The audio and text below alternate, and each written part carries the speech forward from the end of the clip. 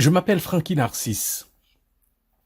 Je suis un père de 2 enfants, une fille, un garçon, de 4 petits-enfants et d'une fille qui naîtra bientôt par la grâce de Dieu. Sans compter mes innombrables enfants spirituels qui tous font ma joie. Je suis si fier de chacun d'eux que je ne rate aucune occasion de le leur dire. Je dis bien par la grâce de Dieu, parce que la paternité, en fait, est une grâce. La paternité assumée en est encore une plus grande.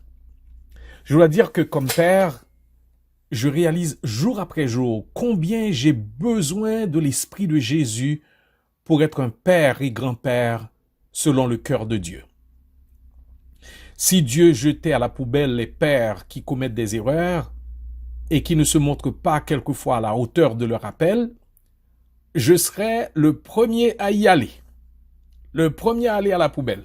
Oh, mais grâce soit rendue à Dieu, dans sa miséricorde, il ne m'a pas donné ce que je méritais, et dans sa grâce, il m'a donné ce que je ne méritais pas. Je peux alors aujourd'hui marcher à côté des pères qui ont le sentiment d'avoir failli pour leur dire « Il y a quelqu'un qui écrit droit sur les lignes courbes de notre rôle de père. Il s'appelle Jésus de Nazareth. Il est celui qui vient à la rencontre des pères qui vivent dans la culpabilité, qui vivent dans la honte, ou la frustration de ne pas pouvoir voir leurs enfants, ou d'avoir entendu leurs enfants un jour leur dire « Tu n'es pas un père, je considère que je n'en ai pas ». Ayant rédigé mon mémoire sur l'engagement des pères dans la formation spirituelle de leurs enfants, dans les églises évangéliques, j'ai réalisé au travers de mes études combien l'influence des pères est fondamentale dans la formation du caractère des enfants, qu'ils soient garçons ou filles. Je vais vous parler ce matin de l'importance des pères dans la vie de leurs enfants. Un jour, un père amena son fils à un magasin de jouets. Il demanda à un vendeur d'aider son fils à trouver le jouet qu'il aimerait avoir et qui va l'occuper pour qu'il n'ait pas à le déranger constamment. Le vendeur fit le tour du magasin avec l'enfant qui bouda tous les jouets qu'on lui montra. Le père devint frustré et commença à se plaindre du vendeur, à se plaindre du fait que le vendeur n'arrivait pas à trouver le jouet qui pouvait satisfaire son fils. Le vendeur regarda le père et lui dit « Monsieur, nous ne vendons pas ici ce dont votre fils a réellement besoin. Il a besoin d'un père. » Wow! La réflexion de ce matin est simple. Nos enfants ont besoin d'un père impliqué dans leur vie. Ils ont besoin d'un père qui les dirige et non pas d'un père qui les contrôle et qui transforme la maison en bootcamp ou en prison. Les émouvants témoignages rendus par les enfants ont tous, entre autres, un point commun. Mon père a été là pour moi. La réflexion de ce matin va dans le sens de cet engagement des pères dans la vie de leurs enfants. Je veux d'entrée de jeu dire que nous n'avons point l'intention de faire le procès des hommes en général, des pères en particulier. Ils sont suffisamment critiqués, accusés, condamnés et exécutés pour que je n'ai pas à me joindre à leur bourreau, étant moi-même un père imparfait et avec des défauts, des vices comme tous les autres. L'approche que j'utiliserai dans cette réflexion ou dans ces réflexions ne vise pas à culpabiliser, à condamner, à humilier, mais à informer, à sensibiliser, à encourager, à corriger pour que nous devenions tous des pères dont le caractère, la vie, le comportement, les attitudes et les priorités se conforment de plus en plus à l'image du père par excellence, qui est le modèle parfait de tous les pères. Nous verrons dans cette série sur la paternité d'abord le portrait d'une société marquée par un mouvement croissant de démission des pères, ensuite l'important rôle joué par les pères dans la vie de leurs enfants. Ensuite, le portrait du père par excellence. Et enfin, nous verrons le funeste choix d'un père rétrograde. Donc ce matin, nous allons voir seulement quelques points de dont je viens de parler. Commençons par une alarmante réalité, l'absence paternelle. L'Institut Vanier de la famille, dans un article sur l'importance des pères, fournit quelques informations utiles sur les pères au Canada. Cette compilation de données relatives aux pères, datant d'environ 16 ans, doit avoir changé quelque peu, mais a souligné que dans un livre très bien documenté, écrit par David Blankenhorn, un livre qui a pour titre Fatherless America, une Amérique sans père, livre écrit en 1995, l'auteur appelle l'absence des pères physiquement et émotionnellement et financièrement le problème social le plus urgent que confronte l'Amérique.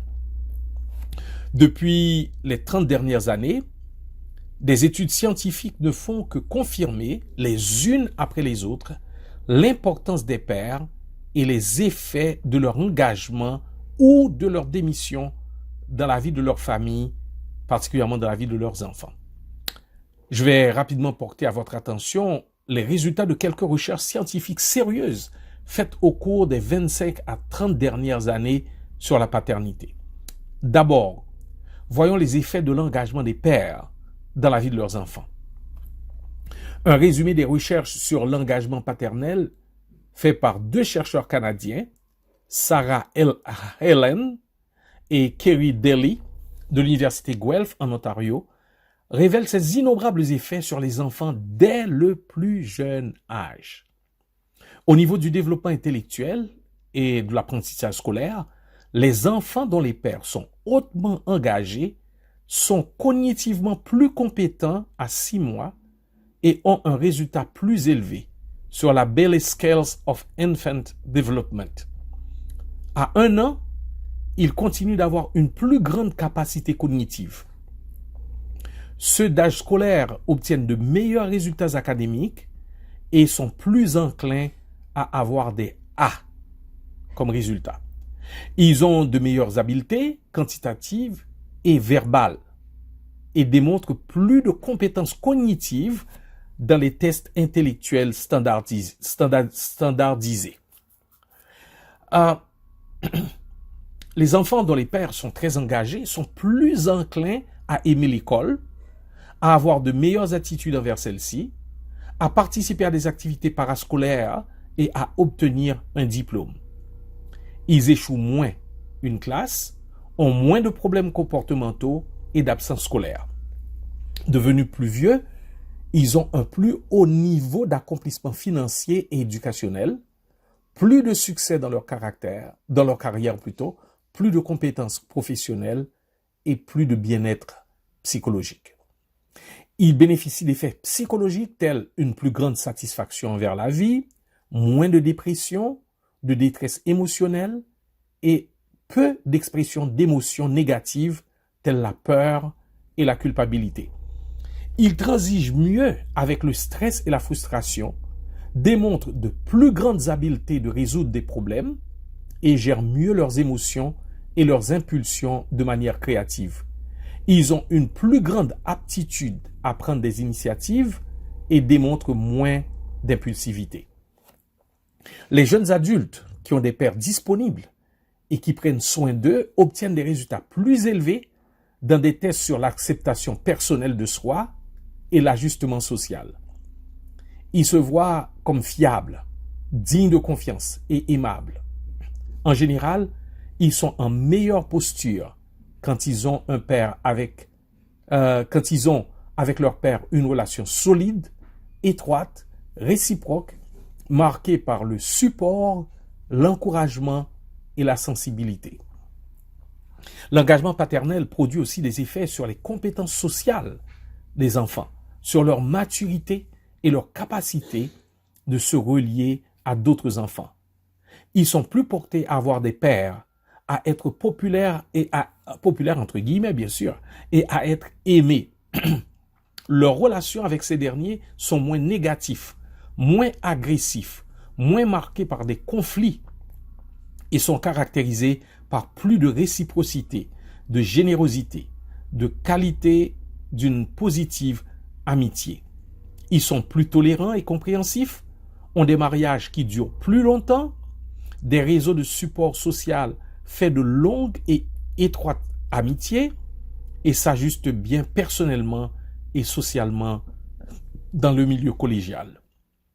L'engagement paternel protège les enfants de leur implication dans des comportements délinquants, on parle de vandalisme, vol, de l'usage de drogue, de l'abus d'alcool. Les adolescents qui s'identifient avec leur père sont 80% moins enclins à se retrouver en prison et 75% sont à devenir des parents non mariés. Les effets de l'engagement paternel sont observables autant dans la vie des enfants, des mères que des pères. Il est sans contredit un facteur déterminant de l'harmonie relationnelle, du bien-être intégral et de la stabilité émotionnelle. Lorsque les pères s'engagent généralement, ils transmettent autant par leur dire que par leur faire ce qui est prioritaire pour leurs enfants et obtiennent des résultats souvent conformes à leur investissement en temps, énergie et argent. Les exemples peuvent se vérifier dans différentes disciplines, qu'elles soient politiques, sportives, littéraires, scientifiques et académiques. Parlons maintenant de Dieu. Je viens de vous parler des effets de l'engagement des pères dans la vie de leurs enfants. Et parlons maintenant de Dieu, le modèle par excellence d'une paternité engagée. Nous conclurons avec la juste observation de Timothy Bailey, qui situe la question de la paternité et de ses immenses conséquences sur la famille dans sa juste perspective. Il dit ceci: la société américaine s'est divorcée du ciel parce que les pères américains ont cessé de modeler leur paternité sur celle de Dieu. Et je dis américains des États-Unis, mais aussi, je pourrais dire, du Canada. Il n'y a aucun espoir, je continue de citer, et Bailey, il n'y a aucun espoir pour les enfants d'Amérique à moins que leurs pères ne reviennent de l'exil de leur comportement égoïste et n'offrent leurs âmes à la miséricorde du Père qui les a créés. Les pères américains, et je dirais nord-américains, doivent apprendre à connaître Dieu comme Père et à voir sa paternité comme un modèle pour les leurs. C'est bien dit.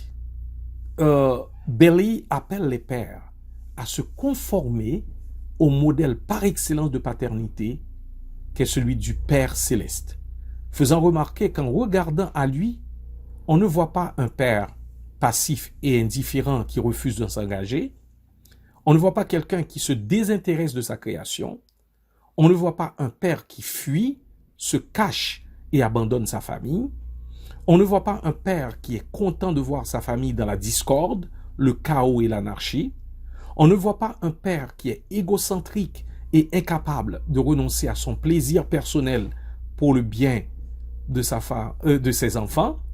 On ne voit pas un père avec un cœur partagé, tiède et une attitude forcée envers sa famille. On ne voit pas non plus un père que ses fils ne peuvent prendre pour modèle. C'est ce modèle de paternité qu'il faut aux familles et à l'Église pour une formation spirituelle réussie, créant ainsi le cadre propice à l'exercice de ce mandat incontournable pour tout parent chrétien, particulièrement les principaux leaders spirituels du foyer que sont les pères.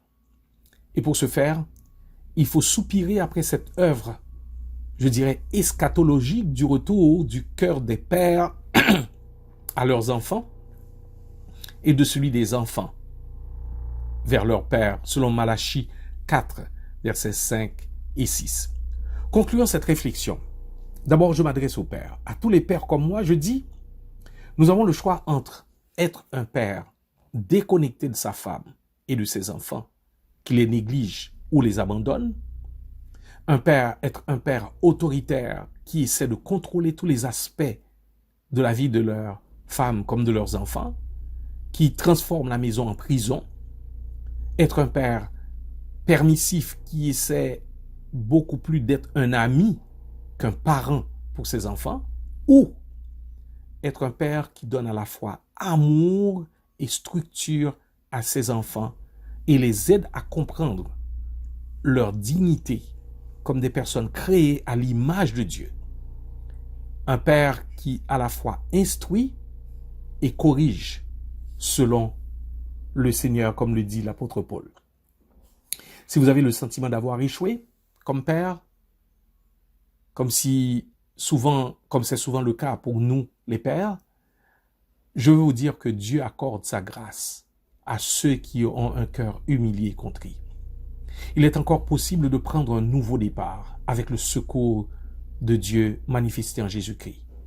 Il est encore possible de confesser à vos enfants et à votre épouse que vous avez failli à votre devoir d'être présent, d'aimer inconditionnellement, d'assumer le leadership que Dieu vous a confié.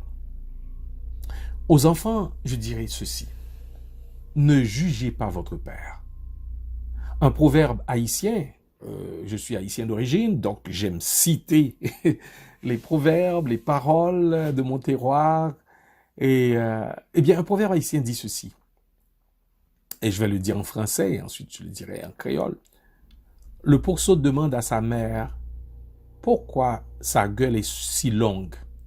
La mère lui répond: tu es en train de grandir, tu vas voir par toi-même pourquoi. En créole, ça se dit: ti cochon dit maman ni, pour qui bouche ou long comme ça? Il dit: c'est pas grandi ou grandi. Ouais. Quand on est enfant, tout nous paraît si simple et si facile. Il est facile d'accuser, de condamner son père pour des erreurs commises, pour des manquements. On a l'impression qu'on fera mieux jusqu'à ce qu'on devienne soi-même père. Je sais que tout enfant observe tôt ou tard des manquements, des incohérences, des mensonges, des faiblesses et des tendances répréhensibles dans la vie de son père.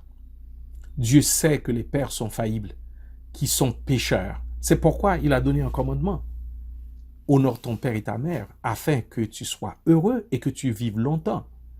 C'est parce que les pères sont imparfaits que Dieu a donné un commandement de les honorer, parce que si ça devait dépendre simplement de comment ils sont, eh bien, il n'y aurait pas d'honneur pour eux. Dieu ne fait pas dépendre le commandement de leur qualité, mais de leur position et de leur statut de parents par qui il a donné la vie. Peu importe ce que tu as remarqué de négatif dans la vie de ton père, peu importe les erreurs qu'il a commises, Dieu te commande d'honorer ton père. Si tu ne le fais pas, tu vas te priver de 2 bénédictions. Premièrement, vivre heureux. Deuxièmement, vivre longtemps. Vivre une vie de qualité, une vie de plénitude. Si la relation est rompue avec ton père, tu dois faire tout ce qui dépend de toi pour qu'elle soit rétablie. Ne reste pas à te dire: tant qu'il ne vient pas me voir, je ne ferai rien. Aujourd'hui même, tu dois prendre le téléphone pour l'appeler. Ou tu dois prendre ta voiture pour aller le trouver et rétablir la relation. Distanciation sociale ou non, fais maintenant ce que peut-être tu ne pourras pas faire demain. Demande à Jésus la force et le courage d'agir pour ne pas avoir à traîner pour le restant de tes jours une lancinante culpabilité si ton père vient à partir sans que tu aies réglé le problème de ta colère et de ton amertume envers lui. Vas-y, que Jésus t'aide. Bonne journée.